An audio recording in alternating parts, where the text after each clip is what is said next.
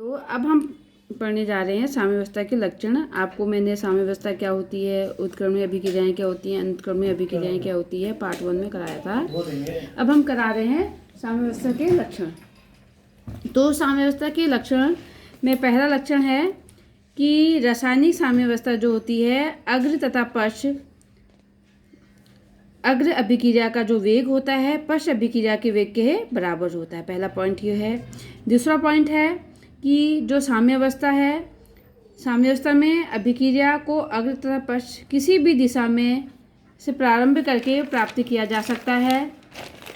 ठीक। Third point है इसका कि उत्प्रेरक की उपस्थिति अग्र अभिक्रिया का वेग व पश्च अभिक्रिया में समान प्रभाव डालती है, अतः उत्प्रेरक कोई भी अगर उसमें है तो उत्प्रेरक की उपस्थिति साम्यावस्था को प्रभावित नहीं करती। ना ही उत्प्रेरक की उपस्थिति किसी अभिक्रिया को बढ़ा सकती है, ना ही घटा सकती है, यानी कि उसको कोई भी प्रभाव नहीं डालती साम्यावस्था पर। ठीक।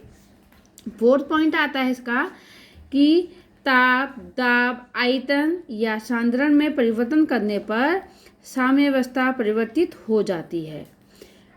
फिर आता है फिफ्थ पॉइंट, रासायनिक साम्यावस्था में मुक्त ऊर्जा यानी गिब्स एनर्जी परिवर्तन का मान क्या होता है, शून्य होता है, यानी कि डेल्टा जी इक्वल टू क्या होता है, शून्य होता है। ठीक। ये हमारे इसके लक्षण थे साम्यावस्था के। तो अब हम पढ़ने जा रहे हैं द्रव के लिए क्रिया अनुपात का नियम। क्रिया अनुपात का नियम के अनुसार जो है क्रिया अनुपात का नियम जो है बच्चों, ये साम्यावस्था पर बाहरी अभिकारकों के प्रभाव का मात्रात्मक रूप से निर्धारण जो है नॉर्वे के दो रसायनज्ञों गुलबर्ग तथा वार्गे ने 1864 में प्रतिपादित द्रव अनुपाती क्रिया के नियम के अनुसार किया जा सकता है इसको। तो इस नियम के अनुसार क्या है कि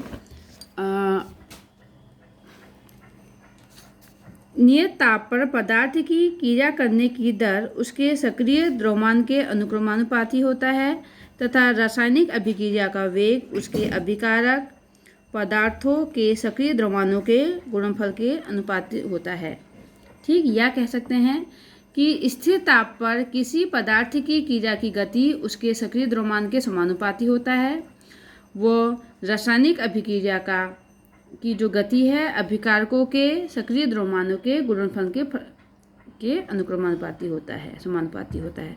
तो पहले समझ लेते हैं कि सक्रिय द्रव्यमान क्या होता है ना बच्चों। तो बच्चों सक्रिय द्रव्यमान क्या होता है, सक्रिय द्रव्यमान का तात्पर्य मोलर सांद्रण अर्थात प्रति लीटर पदार्थों के मोलों की संख्या हमारा सक्रिय द्रव्यमान होता है। क्या होता है, सक्रिय पदार्थ का तात्पर्य मोलर सांद्रण अर्थात प्रति लीटर पदार्थ के मोलों की संख्या होता है। जैसे कि इसमें दिखाते हैं आपको,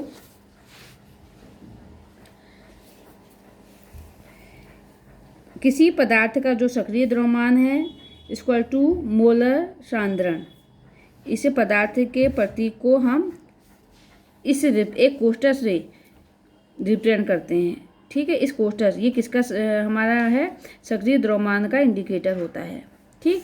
जैसे कि इसमें एग्जांपल देख लीजिए आप लोग, 2 लीटर के फ्लास्क में 4 ग्राम हाइड्रोजन तथा 128 gram hydrogen iodide 400 degree centigrade पर ली गई है। तो इसके सक्रिय द्रव्यमान की हमने गणना करनी है। ठीक। तो इसका सक्रिय द्रव्यमान कैसे करेंगे, तो पदार्थ का जो सक्रिय द्रव्यमान होता है इसका फॉर्मूला होता है सक्रिय द्रव्यमान इक्वल टू मोलों की संख्या अपॉन आयतन लीटर में, यानी कि मोलों की संख्या क्या हुई, पदार्थ का द्रव्यमान अपॉन पदार्थ का आणविक द्रव्यमान अपॉन आयतन लीटर में। तो हमें यहाँ पे क्या दिया है, H2 का द्रव्यमान दिया है, हमें कितना दिया है, 4 ग्राम दिया है। H2 का आणविक द्रव्यमान कितना होता है, 2 है इसका। H2 का आयतन लीटर में कितना है, 2 लीटर दिया है। H2 का आयतन कितना दिया है, 2 लीटर दिया है। ठीक है।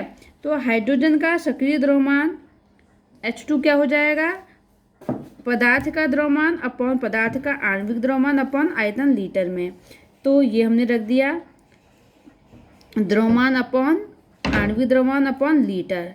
तो इसको कैलकुलेट करा तो ये आ गया हमारा 1 मोल लीटर प्रति लीटर। तो HI का द्रव्यमान कितना था हमारा 128 ग्राम था। कितना था 128 ग्राम। HI का द्रव्यमान आणविक द्रव्यमान कितना हो गया 128 और HI का आयतन कितना हो गया 2 लीटर हो गया। ठीक है, तो सक्रिय द्रव्यमान फिर इसी फॉर्मूले से निकल जाएगा। यहाँ पे पदार्थ का द्रव्यमान 128, आणविक द्रव्यमान 128 और आयतन कितना है 2 लीटर। तो इसको जब ठीक 2 लीटर रख दिया। अब इसको जब हमने कैलकुलेट करा तो ये आ गया आपका 0.5 मोल प्रति लीटर।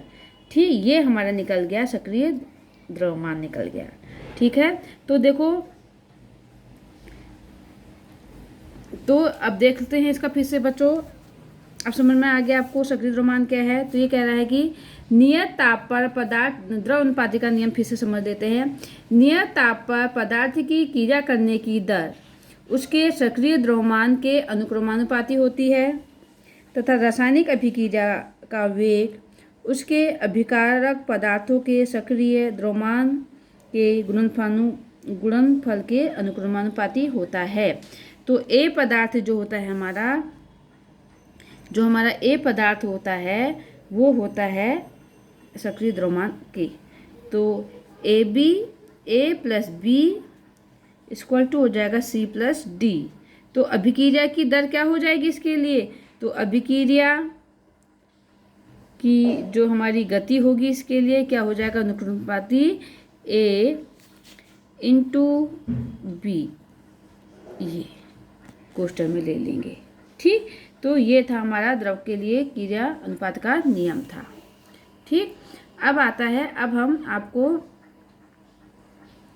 जो है साम्य स्थिरांक के बारे में बताते हैं। साम्य स्थिरांक क्या है। तो बच्चों साम्य स्थिरांक देख लीजिए। Equilibrium constant. इक्विलिब्रियम कांस्टेंट क्या है कि किसी उत्क्रमणीय अभिक्रिया का जो है बच्चों क्लियर दिख रहा है, किसी उत्क्रमणीय अभिक्रिया का साम्य स्थिरांक अग्र अभिक्रिया वो पश्च अभिक्रिया के वेग स्थिरांक के अनुपात के बराबर होता है। जो साम्य स्थिरांक है वो कभी जो अभिक्रिया है उसके अग्र अभिक्रिया क्या है ये, और पश्च अभिक्रिया हमारी ये अग्र ये पश्च अभिक्रिया के वेग स्थिरांक के अनुपात के बराबर होता है। इसे हम किससे रिप्रेजेंट करते हैं, Kc से रिप्रेजेंट किया जाता है। साम्य स्थिरांक को किससे रिप्रेजेंट किया जाता है, Kc से रिप्रेजेंट किया जाता है। तो Kc इक्वल टू होता है K1/K2। ठीक, तो इसको देख लेते हैं बच्चों। इसका सपोज साम्य स्थिरांक A प्लस बी, ये चिन्ह है हमारा उत्क्रमणीय का C प्लस डी। तो इसको द्रव अनुपाती क्रिया के अनुसार मोलर सांद्रता को प्रकट करते हैं इसका अभिक्रिया के लिए। तो इनको कोष्टक में इस प्रकार लिख दिया जाएगा। क्रमशः A, B, C तथा D के साम्य पर मोलर सांद्रता को प्रकट करते हैं। तो द्रव अनुपाती क्रिया के अनुसार A तथा B की अग्र अभिक्रिया का वेग क्या हो जाएगा अनुक्रमानुपाती A कोष्टक B कोष्टक इक्वल टू K1 A कोष्टक B कोष्टक। K1 क्या है, वेग स्थिरांक कहलाता है। K1 क्या है यहाँ पे, वेग स्थिरांक कहलाता है। ठीक, अब वेग स्थिरांक क्या होता है बच्चों, किसी अभिक्रिया, ये क्या हमारा वेग स्थिरांक है। वेग स्थिरांक पर भी शॉर्ट नोट हो जाता है। तो वेग स्थिरांक क्या है हमारा,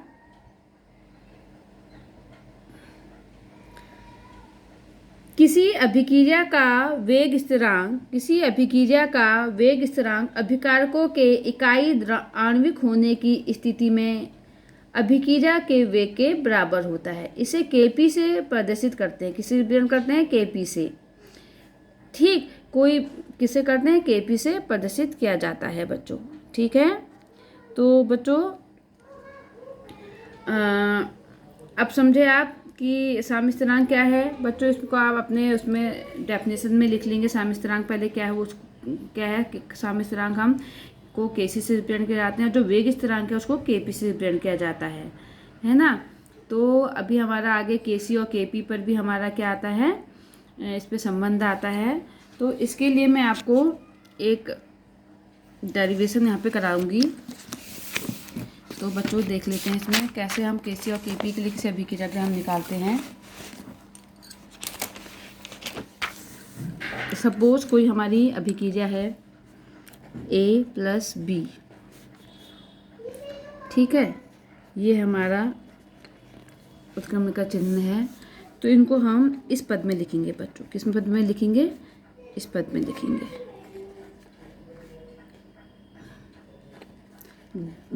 ये क्या है? ABCD क्या है? के साम्य मोलर सांद्रण द्वारा हमने इनको प्रकट किया है, ठीक है। तो हमने कह दिया A तथा B की अग्र अभिक्रिया का वेग प्रोपोर्शनल टू A कोष्टर B कोष्टर इक्वल टू, अब ये देख K1 कह दिया, K1 कोष्टर A कोष्टर B, ठीक। जहां हमारा K1 क्या है? वेग स्थिरांक है। क्या है हमारा? वेग स्थिरांक है। या इसको K1 या इसको Kp भी कह सकते हैं, ठीक है, ठीक है। अभी इसको K1 वेग स्थिरांक है, ठीक है। तो अब देखिए इसमें सामान्यतः C तथा D के संयोग से अभिकारक A तथा B के बनने की दर क्या हो जाएगी? के अनुक्रमानुपाती हो जाती है, होती है। के बनने की दर के अनुक्रमानुपाती। बच्चों ये रफ मैं सिखा रही हूँ, इसके नोट्स में आपको सेंड कर दूंगी। तो पश्च अभिक्रिया के लिए पश्च अभिक्रिया की दर proportional to CD equal to K2CD। तो साम्यावस्था बिंदु पर क्या हो जाएगा? अग्र अभिक्रिया इक्वल टू पश्च अभिक्रिया की दर, ये की दर और ये पश्च अभिक्रिया की दर क्या है बच्चों? हमने निकाली थी। ये हमारी अग्र अभिक्रिया की दर थी और ये हमारी पश्च अभिक्रिया की दर थी। तो ये मान रख लेते हैं हम। K1 ये हो गया, ये अग्र अभिक्रिया के लिए और ये हमने पश्च अभिक्रिया के लिए निकाली थी, है ना। तो हमने इसको इस रूप में लिख लिया।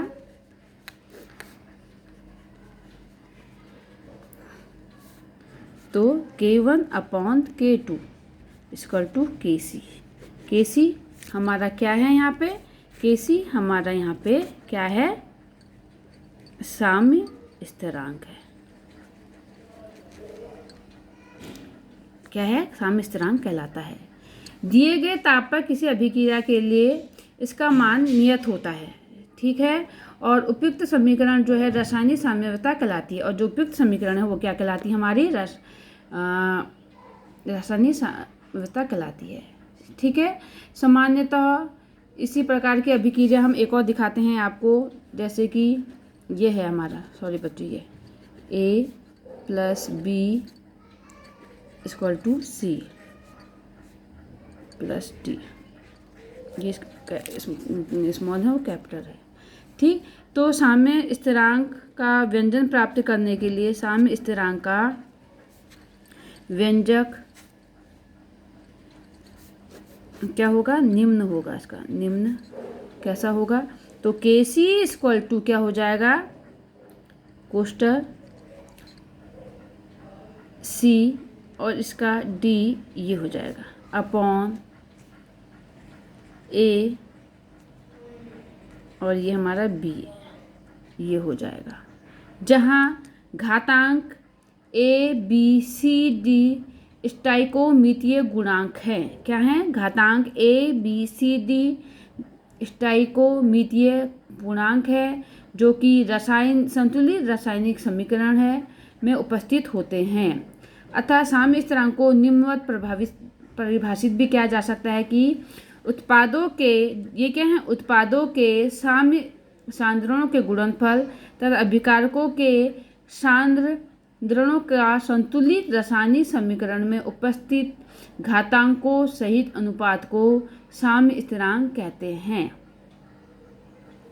ठीक है, तो बच्चों अभी इतना ही, बाकी आपको नेक्स्ट वीडियो में हम कराएंगे।